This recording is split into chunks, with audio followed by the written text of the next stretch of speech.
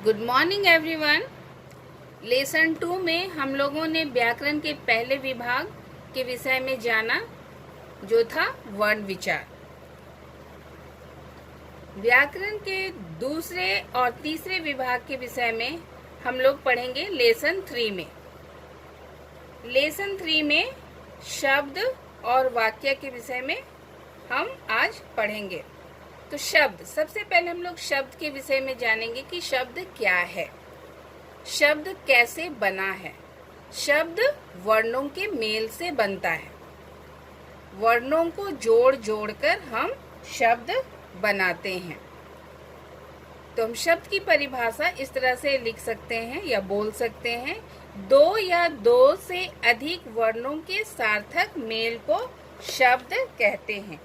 यानी एक या एक से अधिक वर्णों के सार्थक समूह को शब्द कहते हैं। जैसे कि आप लोगों की किताब में यहाँ पर कुछ शब्द बनाकर दिखाया गया है, जैसे बुआ, पेड़, टोकरी।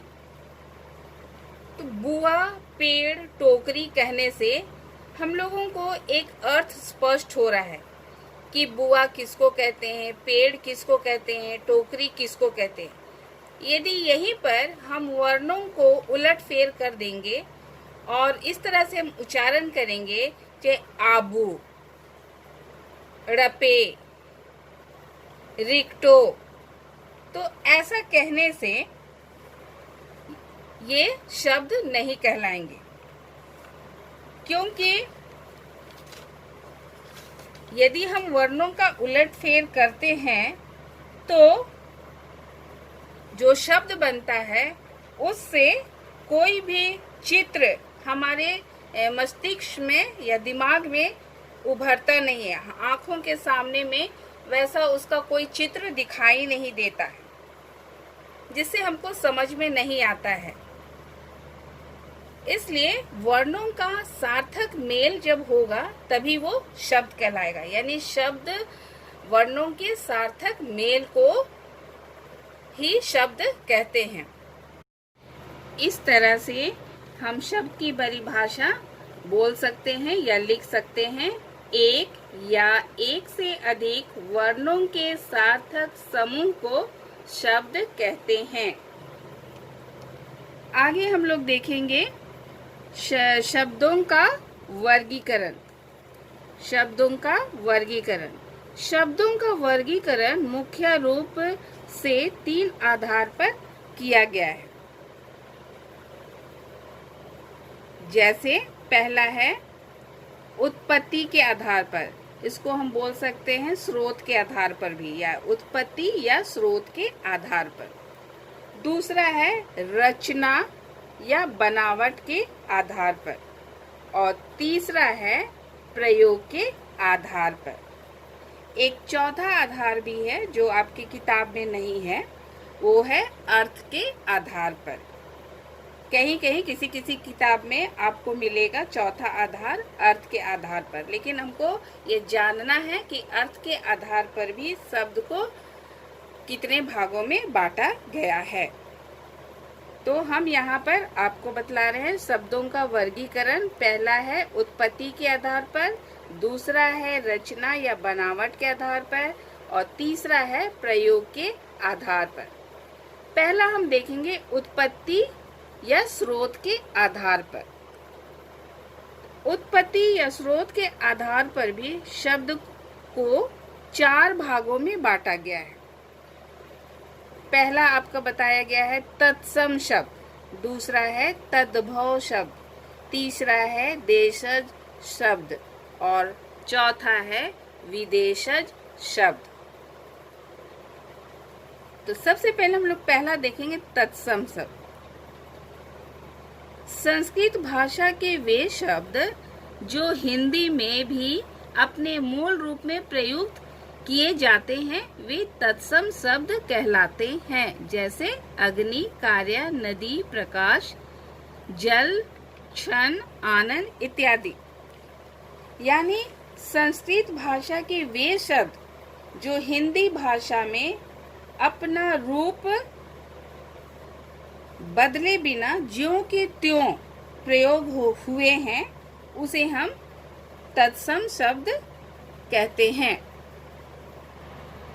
यानी तत्सम शब्द संस्कृत के शब्द होते हैं जो बिना बदलाव के, बिना परिवर्तन के, जैसे वो संस्कृत में प्रयोग होते हैं उसी प्रकार वे हिंदी में भी प्रयोग हुए हैं, उसे हम कहेंगे तत्सम शब्द। और जैसे आपका यहाँ उदाहरण दिया है, इसके अलावा और भी है विद्या, कन्या, पुष्प, कर्ण, गुरु, लता, मुनि, ये सब तत्सम शब्द हैं। उत्पत्ति के आधार पर दूसरा भेद है तद्भव शब्द। तद्भव शब्द संस्कृत भाषा के वे शब्द जो परिवर्तित होकर हिंदी भाषा में आए हैं, वे तद्भव शब्द कहलाते हैं। यानी संस्कृत भाषा के शब्द जो हिंदी में अपना रूप बदलकर हिंदी भाषा में प्रयोग हुए हैं, उसे हम कहेंगे तद्भव शब्द। जैसे यहाँ पर उदाहरण दिया हुआ है कान और ब्रैकेट में दिया हुआ है कर्ण, यानी कर्ण संस्कृत शब्द है और उसी का रूप बदला हुआ है कान। उसी प्रकार अंधकार, अंधकार का रूप बदला हुआ है अंधेरा। अग्नि, अग्नि का रूप बदला हुआ है आग। और सूर्य का रूप बदला हुआ है सूरज। और सर्प का बदला हुआ रूप है सांप। तो ये संस्कृत के शब्द हैं, कर्ण, अंधकार, अग्नि, सूर्य, सर्प, ये संस्कृत के शब्द हैं जो बदलकर हिंदी में प्रयोग हुए हैं। तो ऐसे शब्द तद्भव शब्द कहलाते हैं। आपकी किताब में कुछ तत्सम और तद्भव शब्द दिए हुए हैं, इनको आप ध्यान से पढ़ेंगे कि कौन से तत्सम शब्द हैं और कौन से तद्भव शब्द हैं। तीसरा है देशज शब्द। देश में बोली जाने वाली अनेक भाषाओं के शब्द हिंदी भाषा में प्रयोग किए जाते हैं, इन्हें देशज शब्द कहते हैं। देश में अनेक भाषाएं बोली जाती है, उन भाषाओं से जो शब्द लिए गए हैं हिंदी भाषा में, उसे हम देशज शब्द कहते हैं। देशज का अर्थ है देश में पैदा हुआ। ऐसे शब्द जो ना तो संस्कृत से आए हैं और ना ही संस्कृत शब्दों के बिगड़े हुए रूप हैं, ये लोक भाषाओं से आए हैं और ऐसे शब्द देशज शब्द कहलाते हैं। जैसे उदाहरण है पत्थर, गाड़ी, रोटी, थैला, पगड़ी, पैसा इत्यादि। आप नीचे कुछ देशज शब्दों को और देखेंगे जो आपकी किताब में दिए हुए हैं, ये उसके उदाहरण हैं। उत्पत्ति या स्रोत के आधार पर शब्द का चौथा भेद है विदेशज शब्द, यानी कि विदेशी शब्द। जो शब्द दूसरे देशों की भाषाओं से हिंदी भाषा में आए हैं, उन शब्दों को विदेशज या विदेशी शब्द कहते हैं। जैसे आपका यहाँ उदाहरण दिया हुआ है चाकू, गर्दन, कार्टून, कॉलेज, किताब इत्यादि। तो हमारा भारत देश बहुत दिनों तक अंग्रेजों के अधीन रहा है और इस तरह से अंग्रेजी भाषा भी अंग्रेजी शब्द हमारे हिंदी भाषा में प्रयोग हुए हैं। जैसे telephone, doctor, cinema, school, mill, machine, motor, taxi, station, diary, police इत्यादि। उसी प्रकार हिंदी भाषा में अरबी, फारसी, तुर्की, पुर्तगाली शब्द भी शामिल हुए हैं। जैसे कुछ हम फारसी शब्द आपको उदाहरण के रूप में बता रहे हैं, आराम, बगीचा, गरीब, खत, नमक, कागज, कलम, अल्लाह, ऐनक, किस्सा, शिकार। उसी प्रकार तुर्की शब्द का उदाहरण है लाश, सौगात, कालीन, कैंची, चिक, सुराग। उसी प्रकार है पुर्तगाली शब्द का उदाहरण आल्पिन, बाल्टी, चाबी, फीता, फालतू इत्यादि। अब हम आगे देखेंगे दूसरा आधार क्या था, रचना या बनावट के आधार पर। तो रचना या बनावट के आधार पर भी शब्द को कई भागों में बांटा गया है, जिसमें पहला है रूढ़ शब्द, दूसरा है यौगिक शब्द और तीसरा है योग रूढ़ शब्द। तो पहला हम देखेंगे रूढ़ शब्द। जिन शब्दों के टुकड़े नहीं किए जा सकते वे रूढ़ शब्द कहलाते। जिन शब्दों के टुकड़े नहीं किए जा सकते वे रूढ़ शब्द कहलाते हैं। यानी कि जिन शब्दों के टुकड़ों का कोई अर्थ नहीं होता है, वे प्रचलन या मतलब एक बोलचाल में चलते आ रहा है विशेष अर्थ लिए हुए, उसे हम कहेंगे रूढ़ शब्द। जैसे घर, फल, नल, आँख, बिल्ली वगैरह, हाथी, मोर।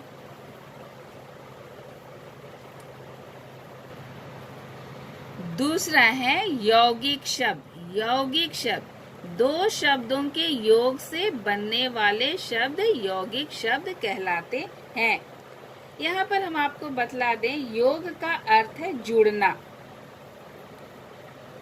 जब दो या दो से अधिक शब्द आपस में मिलते हैं और एक नया शब्द बनाते हैं तो उसे यौगिक शब्द कहते हैं।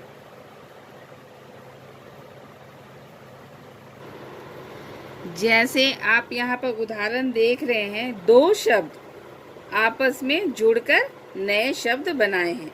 जैसे रसोई जोड़ घर, रसोई घर। रेल जोड़ गाड़ी, रेलगाड़ी। पाठ जोड़ शाला, पाठशाला। पुस्तक जोड़ आलय, पुस्तकालय।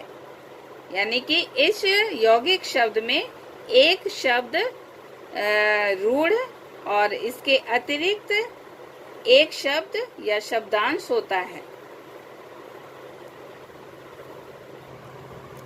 रचना के आधार पर शब्द का तीसरा भेद है योग रूढ़ शब्द।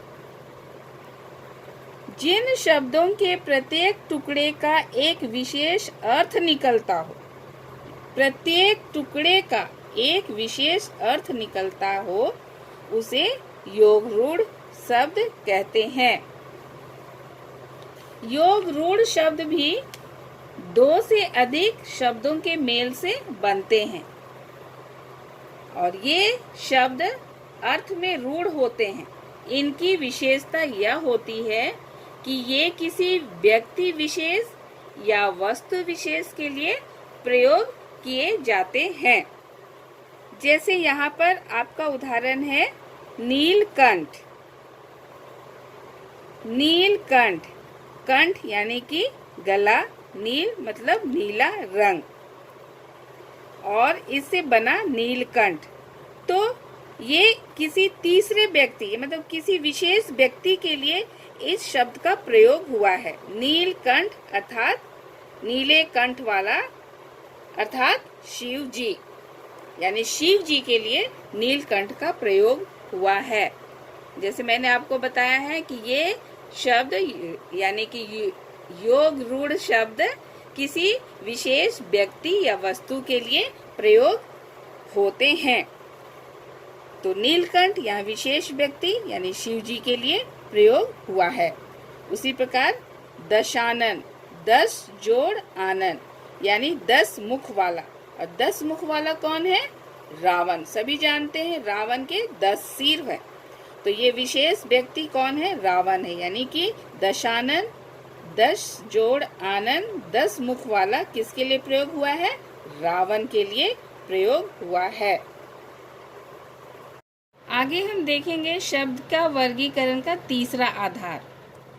और तीसरा आधार है क्या? प्रयोग के आधार पर। यानी प्रयोग के आधार पर भी शब्दों को दो भागों में बांटा गया है, विकारी शब्द और अविकारी शब्द। विकारी शब्द किसे कहते हैं? जिन शब्दों में लिंग, वचन तथा कारक के अनुसार परिवर्तन होता है उन्हें विकारी शब्द कहते हैं। और वे क्या क्या हैं? संज्ञा, सर्वनाम, विशेषण एवं क्रिया, ये 4 विकारी शब्द में आते हैं। इसके विषय में हम लोग आगे के चैप्टर में पढ़ेंगे। संज्ञा, सर्वनाम, विशेषण और क्रिया के विषय में हम यहाँ पर इतना बतला दे रहे हैं आपको कि ऐसे शब्द जो लिंग, वचन और काल के अनुसार परिवर्तन होते हैं। जैसे हम कोई भी शब्द ले लिए, जैसे लड़का, तो अगर हम लिंग के अनुसार उसको चेंज करेंगे तो लड़की बन गया। वचन के साथ यदि हम उसका परिवर्तन करेंगे तो लड़कियां बन जाएगा। उसी प्रकार वो लिंग और वचन के अनुसार यदि हम कारक में उसको परिवर्तित करेंगे तो उसका चिन्ह बदल जाएगा। तो विकारी शब्द जिन शब्दों में लिंग, वचन और कारक के अनुसार परिवर्तन होता है उन शब्दों को हम विकारी शब्द कहते हैं। और विकारी शब्द कौन कौन से हैं? संज्ञा, सर्वनाम, विशेषण एवं क्रिया। और दूसरा है अविकारी शब्द। अविकारी शब्द का मतलब जिनमें परिवर्तन नहीं होता है, यानी जिन शब्दों में लिंग, वचन और कारक के अनुसार कोई परिवर्तन, कोई बदलाव नहीं होता है, उसे हम कहेंगे अविकारी शब्द। और अविकारी शब्द में कौन कौन से आते हैं? जैसे क्रिया विशेषण, संबंध बोधक, समुच्चय बोधक और विस्मयादि बोधक शब्द आते हैं। और इन सब के विषय भी हम लोग आगे के चैप्टर में पढ़ेंगे, जो कि अव्यय के नाम से भी ये शब्द जाने जाते हैं। तो इस तरह से विकारी शब्द 4 हुए और अविकारी शब्द 4 हुए, यानी कि 8 हुए। यानी प्रयोग के आधार पर शब्दों को 8 भागों में बांटा गया है। शब्द का वर्गीकरण के यहाँ पर आपकी किताब में 3 आधार दिया हुआ है। 3 आधार के रूप में शब्द का वर्गीकरण किया गया है। मैंने एक और बताया था आपको अर्थ के आधार पर, और अर्थ के आधार पर भी शब्द को 2 भागों में बांटा गया है। पहला है सार्थक शब्द और दूसरा है निरर्थक शब्द, जिसकी हम शुरू में ही आपको चर्चा कर दिए थे। सार्थक शब्द किसे कहते हैं और निरर्थक शब्द किसे कहते हैं? यानी कि सार्थक शब्द यानी जिस शब्द का अर्थ निकलता हो उसे हम सार्थक शब्द कहेंगे, और जिस शब्द का कोई अर्थ ना निकले उसे हम निरर्थक शब्द कहेंगे। जैसे हमने यहाँ पर आपको बताया था पेड़, बुआ और टोकरी के विषय में, यदि हम वर्णों को उलट पुलट कर दिए तो उसका कोई अर्थ नहीं निकला, यानी कि वो निरर्थक शब्द हुए। और जो ये शब्द बने हैं सार्थक मेल के साथ बने हैं और इसलिए ये सार्थक शब्द हुए। इस तरह से अर्थ के आधार पर शब्द को 2 भागों में बांटा गया है, सार्थक शब्द और निरर्थक शब्द। आगे हम देखेंगे व्याकरण का तीसरा विभाग, वाक्य विचार, यानी वाक्य के विषय में। और हम आपको बतलाते हैं कि वाक्य एक पूरी भाषा है जिसके द्वारा हम जो कुछ भी शब्दों के मेल से वाक्य जो हम बनाते हैं उससे दूसरा व्यक्ति पूरी बात को अच्छी तरह से समझ लेता है। इस तरह से हम वाक्य की परिभाषा बोल सकते हैं। सार्थक शब्दों के क्रमबद्ध समूह को वाक्य कहते हैं, यानी कि पूर्ण अर्थ प्रकट करने वाले सार्थक शब्दों के व्यवस्थित समूह को वाक्य कहते हैं। जैसे हम उदाहरण यहाँ पर आप देख रहे हैं, बच्चे खेल रहे हैं। यहाँ पर 4 शब्द मिलकर वाक्य बने हैं, बच्चे खेल रहे हैं। और इस तरह से हम और भी दूसरा वाक्य का उदाहरण देखेंगे, जैसे मैं घर से आ रहा हूँ। यहाँ पर 1 2 3 4 5 6 शब्द से मिलकर वाक्य बने हैं। मैं घर से आ रहा हूँ।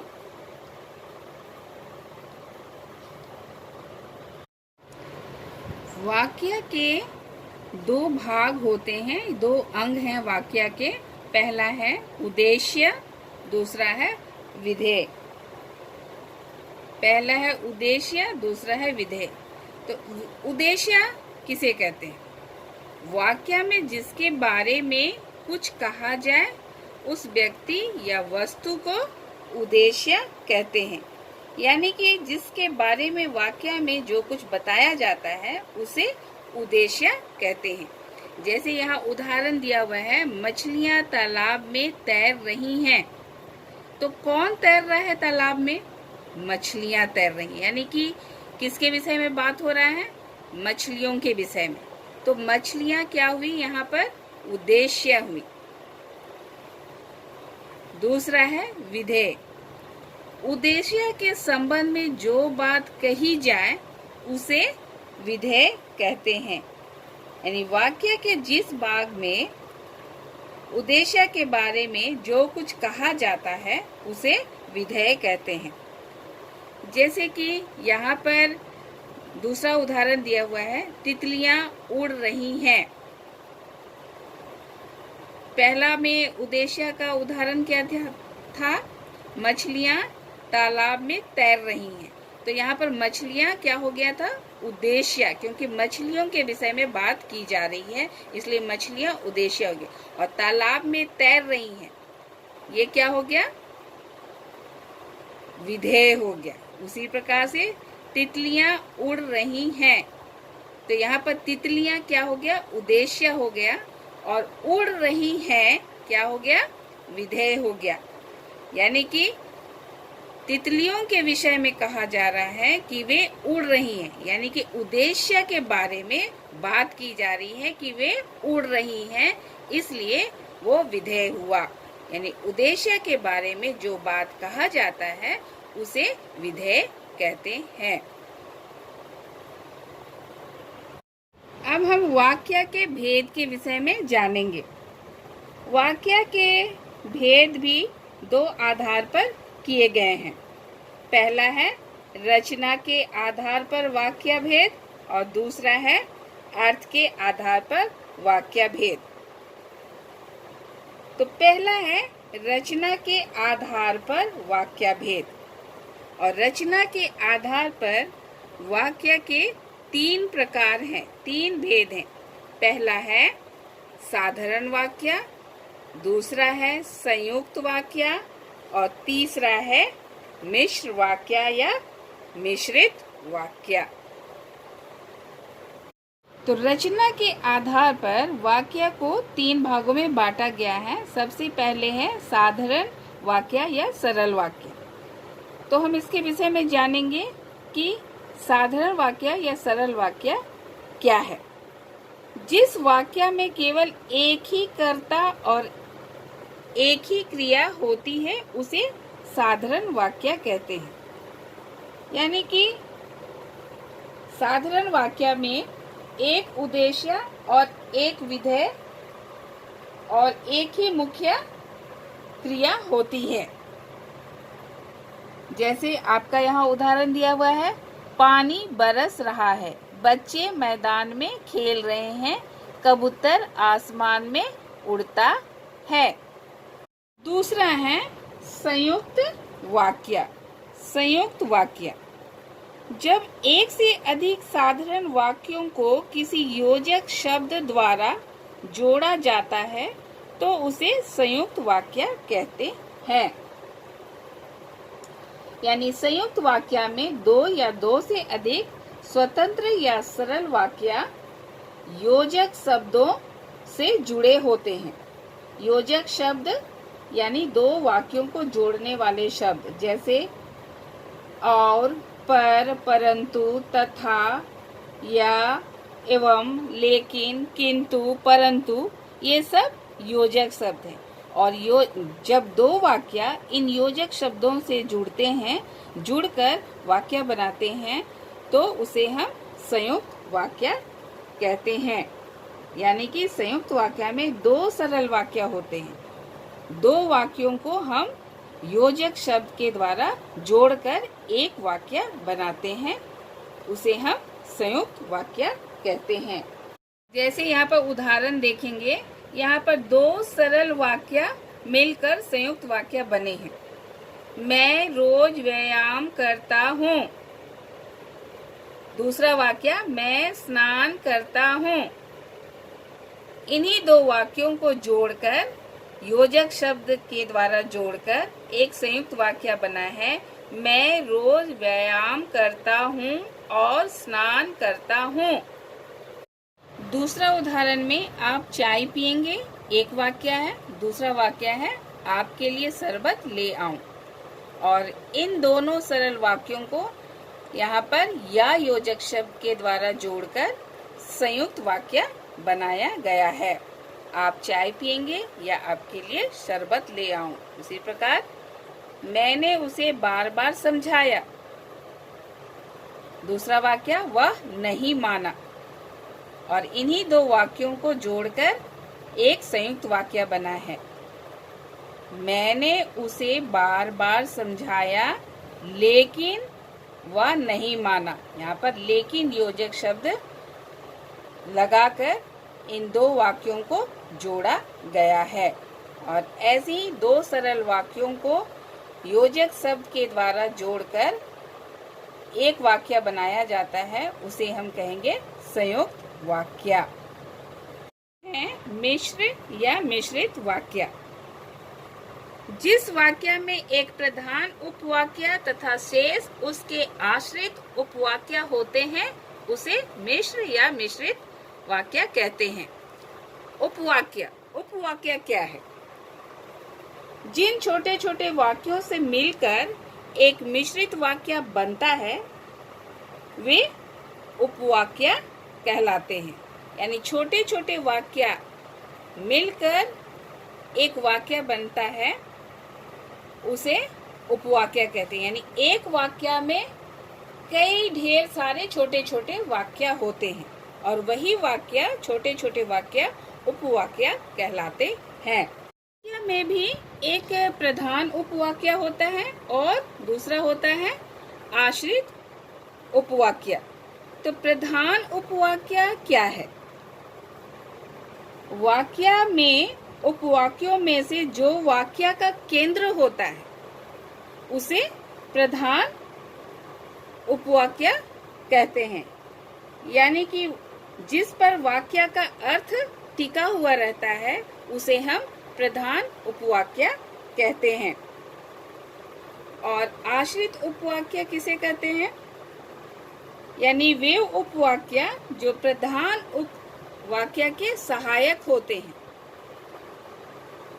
उसे हम आश्रित उपवाक्य कहते हैं।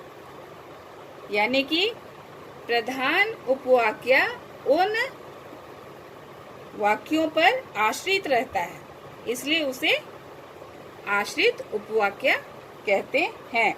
जैसे यहाँ पर उदाहरण दिया हुआ है, यह वही भारत देश है जो पहले सोने की चिड़िया कहलाता था। तो सोने की चिड़िया कौन कहलाता था? यहाँ पर किसके विषय में, मतलब किस पर ये बात टिकी हुई है, या बात किस पर प्रकट हो रहा है, या किसके लिए कहा गया है? यह सोने की चिड़िया भारत के लिए कहा गया है। तो यहाँ मेन केंद्र भारत देश है, भारत देश है। और उसके लिए जो कहा गया है वो हुआ आश्रित वाक्य या आश्रित उपवाक्य। इस तरह से हम लोगों ने देखा रचना के आधार पर वाक्य के भेद। पहला साधारण या सरल वाक्य, दूसरा संयुक्त वाक्य और तीसरा मिश्र या मिश्रित वाक्य। अच्छी तरह समझने के लिए आपको पूरे पाठ को अच्छी तरह से पढ़ना है और अभ्यास के प्रश्नों को हल करना है और अपनी कॉपी में बनाना है।